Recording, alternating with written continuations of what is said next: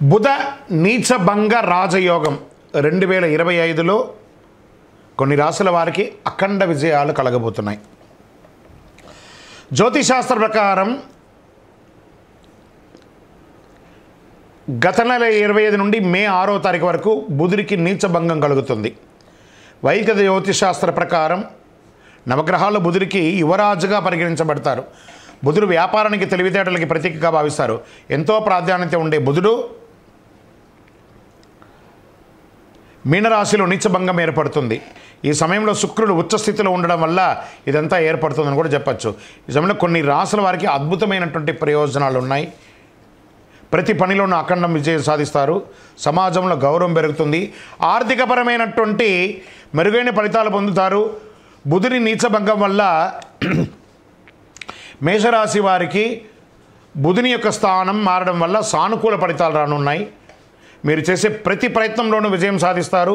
ఉద్యోగులకి కెరీర్ పరంగా పురోగతి ఉంటుంది. ఇతర కంపెనీల నుంచి ఉద్యోగం వచ్చే అవకాశాలు ఉన్నాయి. ప్రభుత్వ రంగాల ఉద్యోగం పొందే అవకాశాలు ఉన్నాయి. వ్యాపారాల్లో మంచి లాభాలు వచ్చే అవకాశాలు ఉన్నాయి.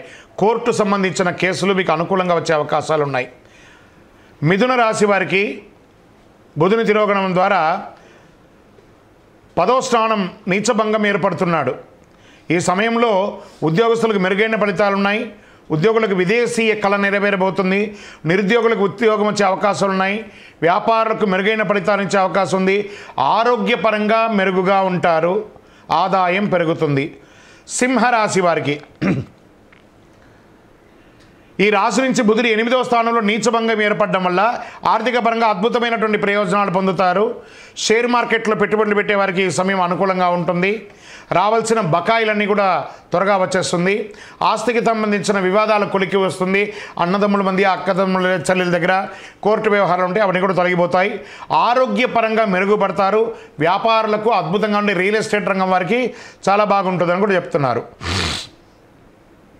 బుధ నీచభంగంలో మకర రాశి వారికి 3వ స్థానంలో బుధుడు సంచారం చేయడం వల్ల ఆర్థిక పరంగా విశేష ప్రయోజనాలు పొందుతారు. వ్యాపారులకు మంచి లాభాలు వచ్చే అవకాశాలు ఉన్నాయి. ఎక్స్పోర్ట్ బిజినెస్ చేసే అవకాశాలు ఉన్నాయి.